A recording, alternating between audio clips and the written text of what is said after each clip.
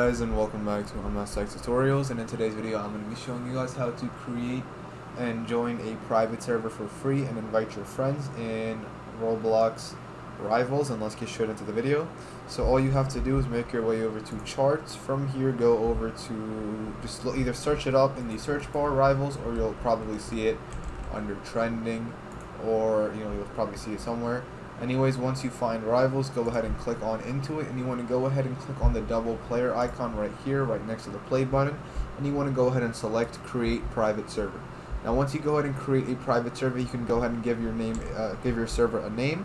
Click on buy now, but don't worry, it is for free, so you don't have to do anything. But anyways, you can go ahead and customize it. Once you're done customizing, make your way over to private servers, and then go ahead and look for your private server. It should say your username, and then you can go ahead and join into it.